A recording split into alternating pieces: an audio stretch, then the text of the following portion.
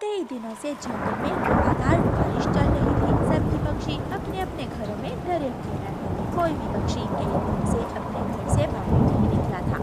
मिठू जी, मैं तो थक गई हूँ। घर में बैठ बैठ कर मेरा दिल घबरा रहा है। बाहर का मौसम बहुत भयानक है। हर तरफ पानी ही पानी और तेज हवा से पेड़ पौधे जड़ों से उखड़ रहे हैं। ना जाने कब ये बारिश रुकेगी और कब जंगल का मौसम शांत होगा। मैं मैदान में जाऊंगी, नदी पर जाकर पक्षियों से बातें करूंगी। इस बारिश के बाद जंगल पूरी तरह बदल जाएगा। नदी का पानी पहले से दुगना हो जाएगा और शायद बहुत से पक्षी हमारे दोस्त इस बारिश की नजर हो जाएंगे। हाँ मिठू जी, जिनके घर तिनकों के हैं उनके लिए तो बारिश बड़ी मुसीबत लेकर आई है। लूसी, वो दो दाने उठा कर दे दो। कबूतर जी, बस घर में कुछ ही दाने बचे हैं। अगर 2 दिन बारिश और ना रुकी तो सब खत्म हो जाएगा। लूसी, अभी 2 दिन का दाना है, फिर चिंता कैसी। जब बारिश रुकेगी तो देखा जाएगा। खिड़की के ऊपर कंबल दो, ठंडी हवा खिड़की से आ रही है। मैं तो कहती हूँ आप भी अब घोंसले में आकर बैठ जाए, खिड़की से उठ जाए और खिड़की बंद कर दे। मैं बाहर देखूंगी जंगल के हालात। कौवा और कौवी 2 दिन से ही भूखे थे। उनके पास जो दाना था वो दिन पहले ही खत्म हो गया था। आखिर पक्षी बेचारा इतना दाना जमा करे, 1 दिन का 2 दिन का। ये बारिश तो 7 दिन से रुकने का नाम ही नहीं ले रही। ना जाने ये बारिश हमारी जान लेकर ही रुकेगी। मेरा भी भूख से बुरा हाल है। लालू जी, मैं तो कहती हूँ का एक चक्कर लगा कर आओ।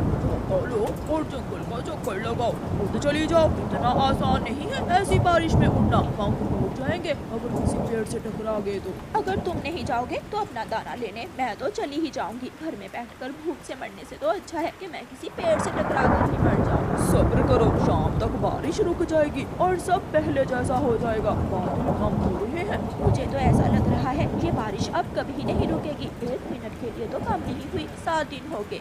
मम्मा, पापा सो के हैं, खिड़की बंद कर दे, मुझे डर लग रहा है। कर देता हूँ बेटा, मैं बाहर के हालात देख रहा हूँ। बारिश थोड़ी कम हो और मैं आपके लिए दाना लेने जाऊँ। आज शाम का दाना तो है, कल सुबह देंगे नहीं है। इसका मतलब हम भूख से मर जाएंगे। मम्मा, अगर बारिश ना रुकी तो हम दाना कहाँ से लेंगे? बारिश रुक जाएगी बेटी, पहले भी कई बार ऐसे बारिश हुई है। लेकिन इस बार तो कुछ ज्यादा ही लंबी हो गई है। हर तरफ पानी हो गया है। कि पापा कबूतर के पास ना जाने भोजन होगा या नहीं? तो हाँ, वो बेचारे तो कल से ही भूखे हैं। आधी रात को गोरी कालू को डांट रही थी। कालू बेचारे का क्या दोष है? ऐसे मौसम में सबके घरों में दाना खत्म हो गया है। तंग आकर तोता अपने घर से निकलता है। मुझे छाते को ध्यान से पकड़ना। तुम अंदर जाओ, क्यों भीग रही हो? मैं तो भीगूंगा ही। तोता उड़ता है और सबसे पहले कबूतर के घर जाता है। कबूतर, कबूतर जल्दी से दरवाजा खोलो। तोता कबूतर के दरवाजे पर जोर जोर से दस्तक देता है। हाँ, मैंने तुम्हें दूर से ही खिड़की में से देख लिया था। क्या हुआ, क्या बात है? खाना क्या है? क्या मरना है भूख से? सब अपने अपने घरों में भूखे बैठे हुए हैं। अगर बाहर निकलेंगे तो ही कुछ खाने को मिलेगा। रातों में ऐसे मौसम में क्या मिलेगा? फिर तो हर तरफ पानी है। मैदान में पानी है लेकिन घाटी की तरफ तो पानी नहीं है। हम ऊंची घाटी में जा सकते हैं, वहाँ कोई ना कोई फलदार पेड़ मिल जाएगा। कबूतर अपने घर जाता है। लेने जा रही है, मैं भी साथ जाऊंगी। मैं घर में बैठे बैठे थक गई हूँ। नहीं, खिड़की का ख्याल कौन रखेगा? तुम खिड़की के पास ही बैठो।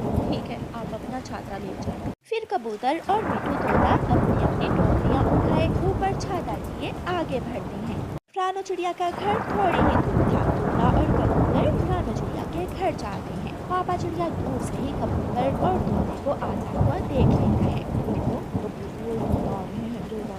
रानू चिड़िया दरवाजा खोलती है। कबूतर और तोता घर के अंदर आ जाते हैं। यहाँ तो बहुत सुकून है। घर बहुत सुरक्षित है। यहाँ तो बारिश का शोर भी सुनाई नहीं दे रहा। ये बातें छोड़ो, ये बताओ तुम दोनों कहाँ जा रहे हो? लेने, लेकिन ऐसी बारिश में दाना कहाँ से मिलेगा? ये तो हम नहीं जानते, लेकिन जब घर से निकलेंगे तो कोई ना कोई रास्ता मिल ही जाएगा। तो क्या मैं भी साथ चलूं? हाँ, हम तुम्हें ही लेने आए हैं। पापा आ ही गए हैं। तो क्या हुआ? मुझे तो जाना ही है। आज शाम को तो कल क्या खाएंगे? बहुत मुश्किल होगी आपको। हर मुश्किल का सामना करने। वो तो अच्छा था जो सब पक्षियों के पास अपने अपने छाते थे। पापा चिड़िया भी अपना छाता और टोकरी उठाता है और कबूतर और तोते के साथ चलता है। तोते तोते रुको रुको तोते। खिड़की से देखकर गोरी को आवाज देती है। वो सब गोरी गोरी के घर के पास आ जाते हैं। क्या तुम सब दाना लेने जा रहे हो? हाँ, तुम सब दाना लेने जा रहे हैं। क्या हुआ? मैं बताती हूँ। कव्वे खिड़की से छलांग लगाकर कालू कव्वे के पास आती है। वो सब जा रहे हैं, जाओ तुम भी उनके साथ चले जाओ और दाना ले आओ। मैं तो नहीं जाऊंगा, भूख से मर जाऊंगा, लेकिन वही ठंड से मरना नहीं चाहता, हवा बहुत तेज है। ना बाबा ना। तो ठीक है, मैं जा रही हूँ, मैं तुम्हें एक दाना नहीं दूंगी। ना देना, जाओ जाओ, अपना कमाओ और अपना खाओ। गौरी जल्दी आ जाओ, हम सब बारिश में भीग रहे हैं। आ रही हूँ। गौरी कव्वी भी अपने घर से निकलती है।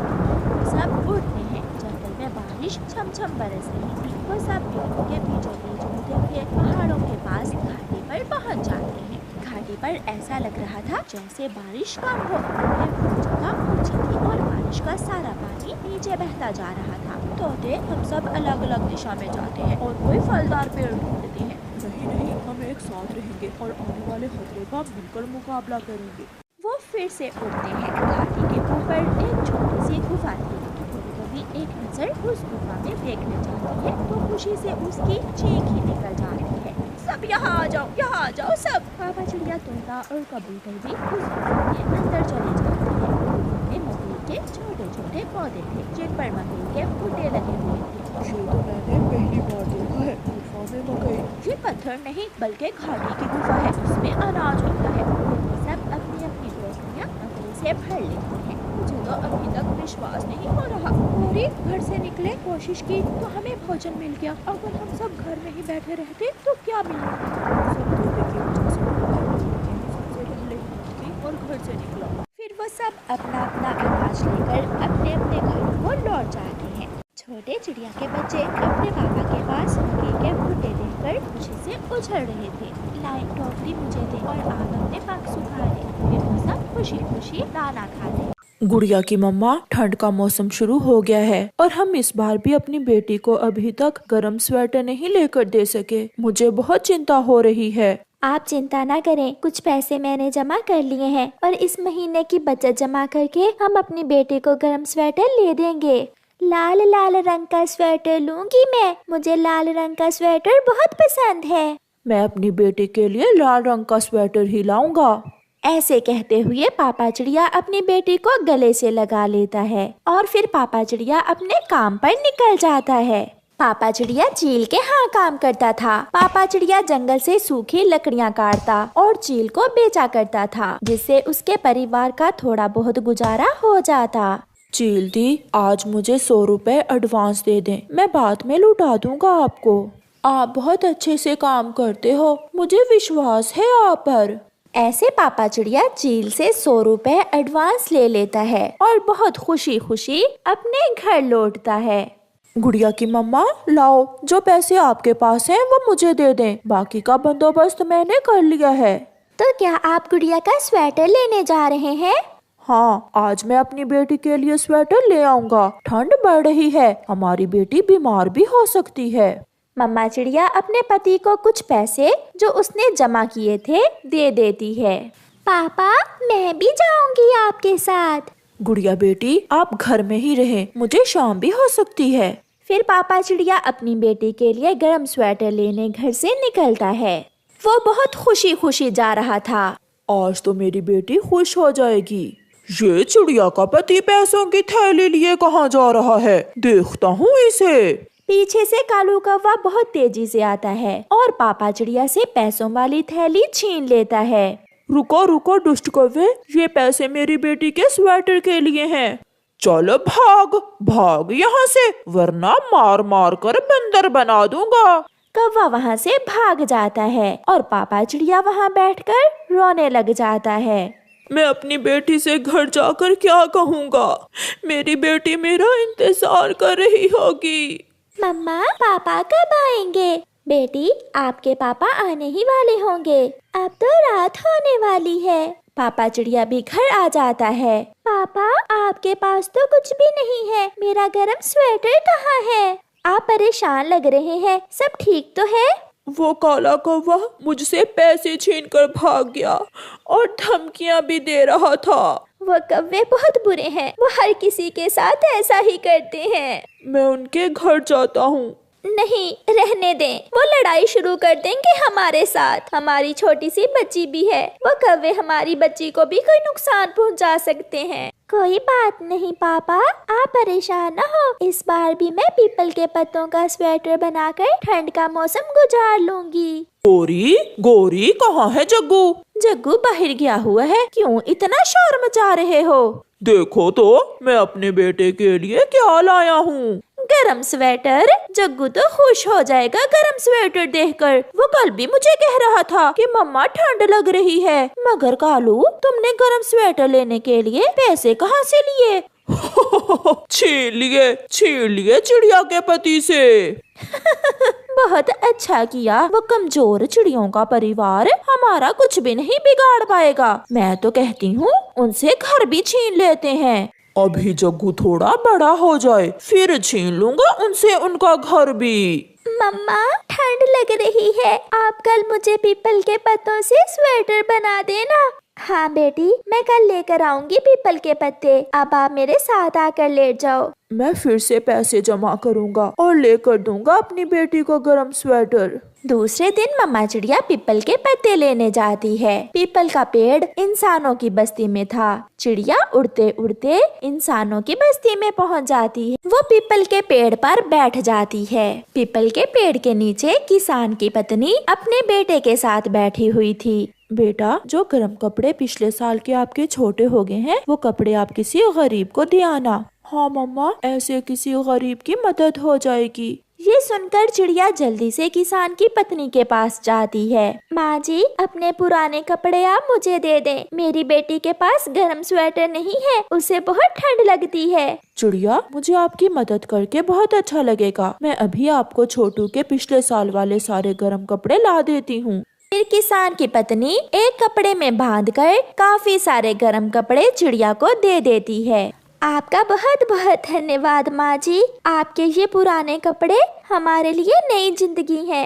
चिड़िया वो कपड़े लेकर अपने जंगल वापस चली जाती है। घर जाकर चिड़िया कपड़े खोलती है। मम्मा, इतने सारे गर्म कपड़े ये कहाँ से लाई हैं आप? ये सब मुझे किसान की पत्नी ने दिया है। ये लाल स्वेटर तो बिल्कुल ऐसा ही है जैसा मैंने सोच रखा था। एक स्वेटर उठाते हुए गुड़िया ऐसे ही कहती है। अब मेरी बेटी को ठंड नहीं लगेगी।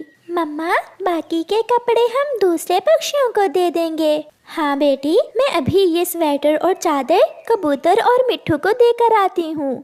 गुड़िया अपना लाल स्वेटर पहनकर बहुत खुश थी। वो खुद को बहुत गर्म महसूस कर रही थी। शाम को जब पापा चिड़िया घर आता है तो मम्मा चिड़िया अपने पति को सारी बात बताती है। मैं तो वहाँ पीपल के पत्ते लेने गई थी और मुझे ये सब मिल गया। ऊपर वाला जब करता है ऐसे ही गरीबों की मदद करता है। जग्गू कौवे के मम्मा पापा बाहर थे। जग्गू आग से खेल रहा था कि घर में आग लग जाती है। आग भरने से पहले पहले जग्गू तो घर से बाहर निकल जाता है, मगर घर और घर का सारा सामान देखते ही देखते जल जाता है। कौवा और कौवी भी आ जाते हैं। जल गया कालू, सब जल गया। मेरे जग्गू का गरम स्वेटर भी और घर भी सब जल गया। मम्मा, मैं बैठा आग से खेल रहा था कि चिंगारी नीचे गिर गई। गोरी, अगर ठंड बढ़ गई तो हम ठंड से मर जाएंगे। अब इतनी जल्दी घर भी नहीं बन सकता। अब तो किसी पेड़ में छुपकर ही कुछ दिन गुजारने होंगे।